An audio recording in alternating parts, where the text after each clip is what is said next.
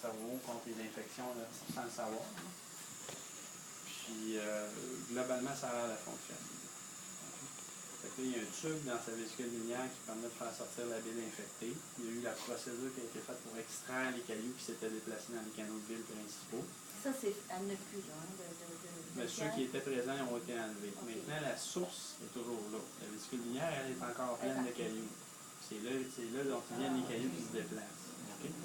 La voie biliaire principale, il y avait des cailloux dedans, ils les ont extraits, ils ont ouvert la porte grand pour favoriser le passage spontané des cailloux s'ils devaient en avoir d'autres. Okay. Mais ce n'est pas une garantie à 100%. Okay. Si on voulait une garantie à 100%, idéalement, il faudrait faire une opération dans les semaines qui viennent pour enlever sa vésicule biliaire qui est la source des cailloux. Le soin n'était pas nécessairement chaud à cette idée-là initialement. Ça sera à discuter. Ce n'est pas une priorité pour tout de suite. Tout de suite, ça pèse. Pour tout de suite, le plan, c'est vraiment de continuer nos antibiotiques. Quand on aura la preuve que ça va très bien du point de vue de l'infection, puis que les antibiotiques fonctionnent bien, on passera à des antibiotiques par la bouche, en comprimé, pour éventuellement la faire bouger plus, la faire de la physiothérapie, de l'ergothérapie, puis après ça, voir la disposition idéale, c'est-à-dire vers où on s'en va suite à l'hôpital. Okay? Si on est pour discuter d'une opération pour sa vésicule biliaire, on le fera dans quelques semaines avec des S. Okay? Ça va? Actuellement, c'est des restrictions pour la lever, ou il faut attendre encore un petit peu? On va y aller progressivement, mais on pourrait commencer à la lever et l'asseoir à son fauteuil, mais avec de l'aide évidemment, là, parce que elle a un petit peu moins de liquide céphalorachidien, il y a moins de liquide dans sa boîte crânienne vu qu'elle l'a perdu dans sa fracture. Là. Fait qu'elle pourrait avoir un petit peu de mal de tête, des céphalées, des maux de tête à la mobilisation, c'est juste ça qu'on va surveiller. Puis vous, est-ce que vous allez repasser une zone pour vérifier l'air? Non, l'air il va s'en aller spontanément. La meilleure façon de surveiller comment ça va, c'est de voir l'éveil et les symptômes. L'éveil est franchement mieux qu'hier. Vous étiez là hier quand on a parlé.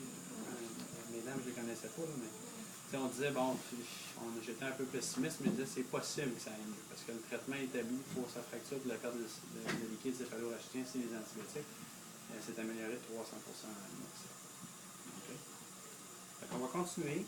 C'est ça le traitement, c'est les antibiotiques. S'assurer qu'on lui donne toutes les chances de s'en sortir, ça vaut la peine parce qu'elle s'en sort bien. Ah oui. Les limitations qu'on a posées hier, je les laisserai quand même. C'est-à-dire que si on devait avoir une détérioration subite, un arrêt cardiaque, un gros infarctus, quelque chose de totalement imprévu, je pense qu'il faudrait probablement à ce moment-là garder les mêmes limitations, mais ça, c'est toujours ouvert à la discussion. C'est-à-dire que si aujourd'hui en famille, avec Mme Morissette, vous considérez que comme elle s'est beaucoup améliorée, qu'on serait prêt peut-être à faire un petit peu plus d'intervention si elle devait se détériorer, il faudrait qu'on le sache. Parce qu'à ce moment-là, nous, on n'est pas là pour juger, savoir si c'est une bonne idée ou une mauvaise idée, on veut juste faire ce que vous voulez qu'on fasse. Okay? Fait que s'il y a des changements dans cette directive-là, il va falloir aviser l'infirmière pour qu'elle nous avise nous, pour qu'on puisse s'assurer que c'est bien noté au dossier, pour qu'on fasse exactement ce qui est désiré. Okay? Son cœur, c'est correct aussi. Son cœur va faire encore une petite arythmie, c'est-à-dire que de temps en temps, il y a un petit rythme normal, des fois ça bloque un petit peu, des fois ça accélère un petit peu, mais ce n'est pas des affaires majeures, puis elle a pas l'air de faire un infarctus. Okay? Mais le cœur de Mme Morissette, il n'est plus garanti, si on veut, là. Il est quand même vieux, fait que des fois, il peut y avoir des troubles de conduction assez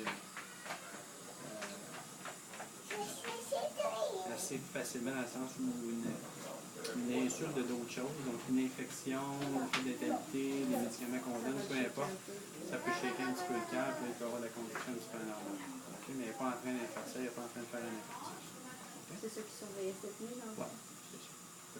Disons, on la surveille. De rester avec elle encore la nuit prochaine, ça peut nous aider parce que ce que Mme Morissette est à risque de faire, c'est un délirium.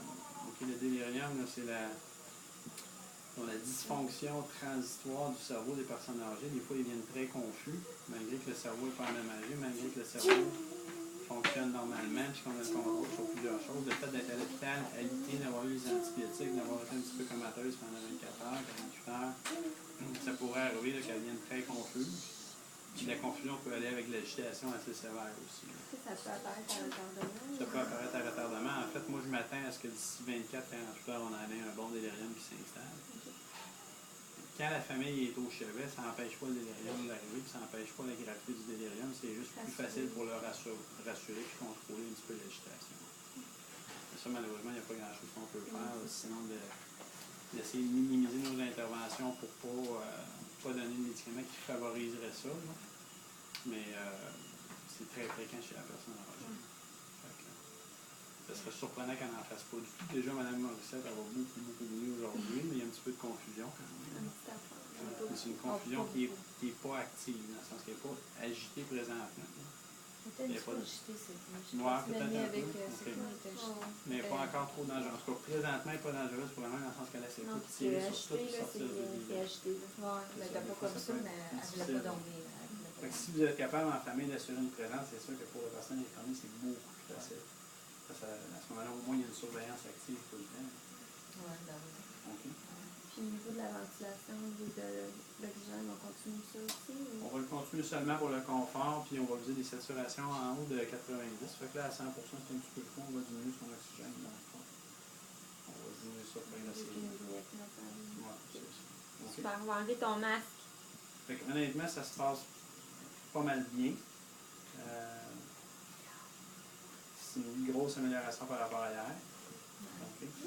C'était pas nécessairement attendu, mais c'était loin d'être exclu. Je pense qu'on avait bien dit que c'était pas exclu, il fallait lui donner sa chance de guérir de ça. Là, puis le traitement adéquat pour ça, il était déjà en place. On va continuer à lui donner sa chance.